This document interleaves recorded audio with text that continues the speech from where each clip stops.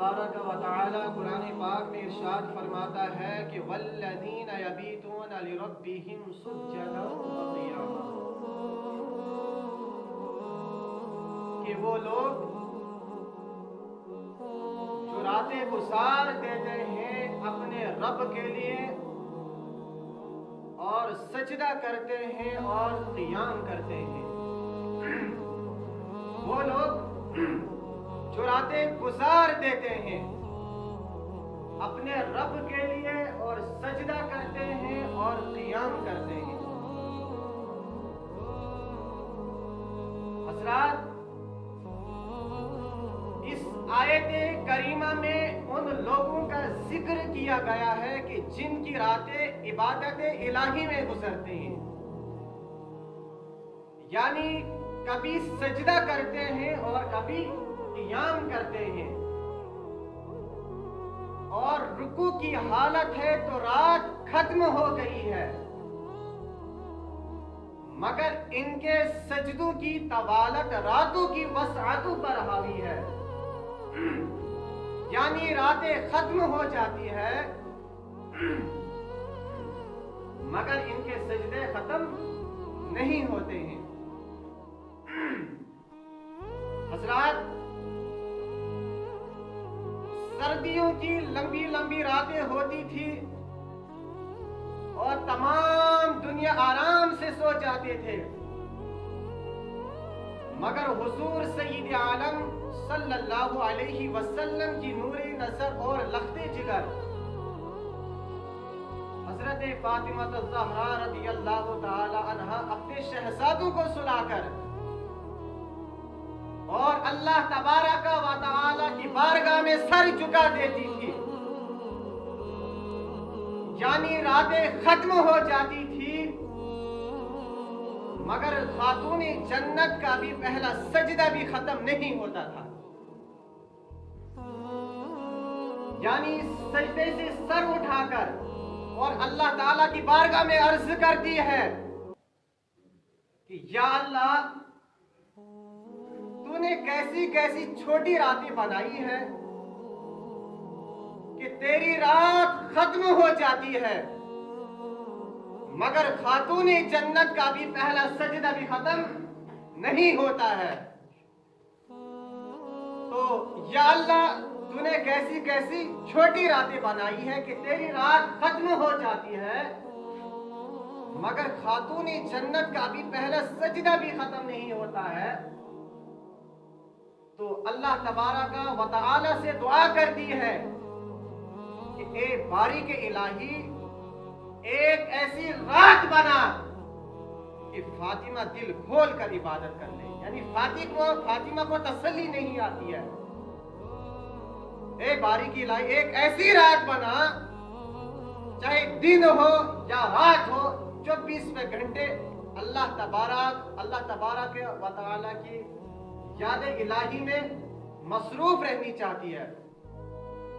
تو اللہ تبارک و تعالی نے ارشاد فرمایا، یعنی حدیث قدسی ہے، اور حدیث قدسی اسی حدیث کو کہا جاتا ہے کہ جو کلام اللہ کا ہو، راوی حضرت محمد عربی صلی اللہ علیہ وسلم ہو۔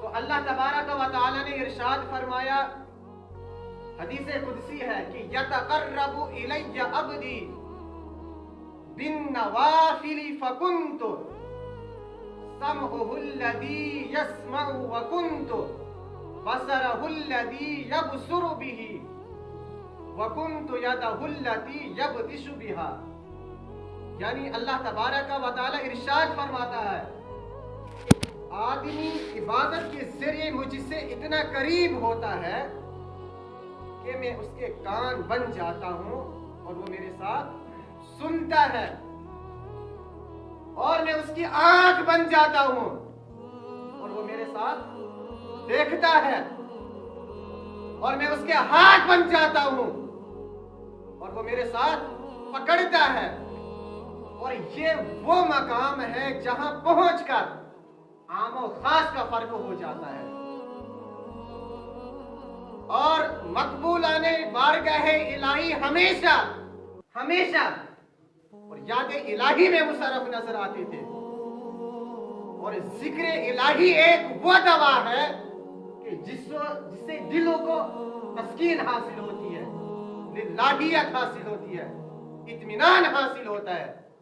क्योंकि अल्लाह तबारक व तआला कुरान पाक में इरशाद फरमाता है कि अला बिज़िक्रिल्लाहि तत्मइन्नुल कुलूब, यानी अल्लाह के जिक्र से ही दिलों को सुकून हासिल होता है, लिल्लाहियत हासिल होती है, इत्मीनान हासिल होता है।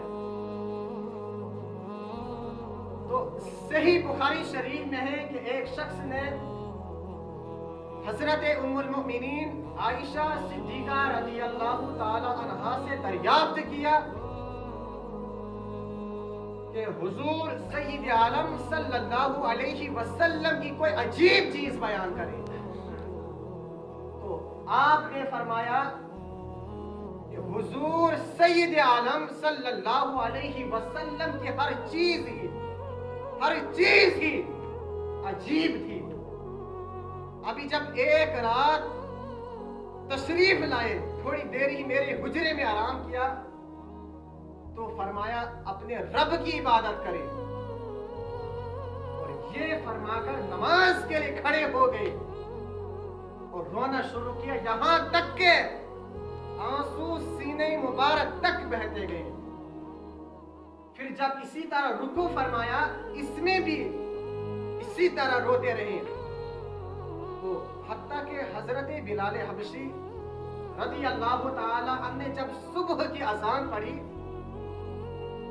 तो हजरत उम्मुल मोमिनीन आयशा सिद्दीका रज़ियल्लाहु ताला अन्हा फरमाती है कि मैंने अर्ज किया, या रसूल अल्लाह सल्लल्लाहु अलैहि वसल्लम, आप इतना रोए, हालांकि आप मासूम हैं, गुनाहों का कोई सवाल ही पैदा नहीं होता है। तो आप अलैहि सलातो वस्सलाम ने फरमाया, क्या मैं शुक्रगुजार ना बनूं? तो फिर फरमाया, मैं ऐसा क्यों ना करता, हालांकि मुझ पर आज ही ये आयत बैयिनात नाज़िल हो जाती कि इन्ना फी खल्क़िस समावाति वल अर्द वख्तिलाफिल लैली वन नहार। तो इस आयत करीमा से यह भी साबित होता है कि हजरत मूसा अला नबीना अलैहि सलातो वस्सलाम को जब कूहे तूर पर नवासा गया, तो उन्होंने अल्लाह तबारक व तआला की बारगाह में अर्ज किया, ए बारी के इलाही, तूने मुझे ऐसी नीमत से सरफराज फरमाया है कि मुझसे पहले किसी को ऐसा मकाम अता नहीं हुआ है। तो अब देखो अल्लाह तबारक व तआला इरशाद क्या फरमाता है, हदीस कुदसी है कि फखुज़ मा आतैनाका व कुन मिनश शाकिरीन व मुत अला तौहीद व हुब्बि मुहम्मदिन सल्लल्लाहु अलैहि वसल्लम। यानी ए मूसा, जो आपको दिया गया तो आप इसी पर शुक्र करो और जिंदगी के आखिरी लम्हा तक मोहम्मद अरबी सल्लल्लाहु अलैहि वसल्लम की मोहब्बत करो। यानी ए मूसा, हमने आपके दिल को मुतवाज़ी पाया, इसलिए आपको इस मकाम से नवाजा गया। तो अल्लाह तबारक व तआला मूसा अला नबीना अलैहि सलातो व सलाम से इरशाद फरमाते हैं कि ए मूसा, आपको जो कुछ भी दिया गया तो आप इसी पर शुक्र करो और जिंदगी के आखिरी लम्हा तक मोहम्मद अरबी सल्लल्लाहु अलैहि वसल्लम की मोहब्बत करो। तो हजरत मूसा अला नबीना अलैहि सलातो व सलाम ने अर्ज किया, या अल्लाह, मोहम्मद की मोहब्बत तेरी तौहीद के साथ जरूरी है। या अल्लाह, मोहम्मद की मोहब्बत तेरी तौहीद के साथ जरूरी है। तो अब देखो अल्लाह तबारक व तआला ने क्या इरशाद किया, लौला मुहम्मदुन व उम्मतुहु लमा खलक़तुल जिन्न वलन नारा वलश शम्सा वलल क़मरा वलल लैला वलन नहारा वला मलकम मुकर्रबन वला नबिय्यन मुरसलन वला इय्याक। अगर मोहम्मद अरबी सल्लल्लाहु अलैहि वसल्लम और उसकी उम्मत ना होती तो मैं कुछ भी नहीं बनाता। یہاں سب سے پہلے محمد عربی صلی اللہ علیہ وسلم کا نام لیا اور اس کے بعد اس کی امت کا نام لیا. یعنی اگر محمد عربی صلی اللہ علیہ وسلم اور اس کی امت نہ ہوتی تو میں کچھ بھی نہیں بناتا, زمین بھی نہیں بناتا, سورج بھی نہیں بناتا, چاند بھی نہیں بناتا, فرشتوں کو بھی پیدا نہ کرتا, اور یہاں تک کہ انبیاء کو بھی پیدا نہ کرتا, اور اے موسیٰ آپ کو بھی پیدا نہ کرتا. محمد عربی صلی اللہ علیہ وسلم ارشاد فرماتے ہیں اگر آپ نہ ہوتے تو میں کچھ بھی نہیں بناتا, سورج, چاند, دن, رات, فرشتے, اور یہاں تک کہ انبیاء کو بھی پیدا نہ کرتا, اور اے موسیٰ آپ کو بھی پیدا نہ کرتا. اللہ تبارک و تعالی ارشاد فرماتے, حدیث قدسی ہے کہ لولاک لما اظہرت. یعنی اللہ تبارک و تعالی ارشاد فرماتا ہے اگر آپ نہ ہوتے تو میں اپنی ربوبیت کو بھی ظاہر نہ کرتا. اور اللہ تبارک و تعالی کا خاص فضل و کرم ہے کہ اللہ تبارک و تعالی نے ہمیں اپنا پیارا محبوب صلی اللہ علیہ وسلم عطا کیا. اللہ تبارک و تعالی نے بے پناہ نعمت عطا فرمائی ہے.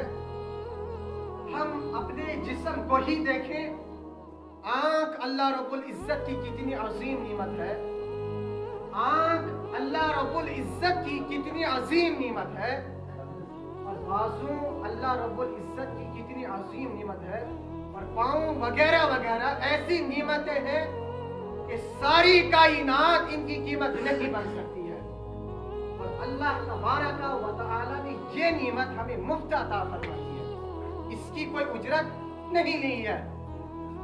تو اللہ تبارک و تعالی ارشاد فرماتا ہے کہ تم میری نعمتوں کا شمار نہیں کر سکتے ہو, کیونکہ اللہ تبارک و تعالی کا ارشاد ہے, قرآن پاک کا ارشاد ہے کہ وَإِن تَعُلُّوا نِعْمَةَ اللَّهِ لَا تُحْصُوهَا.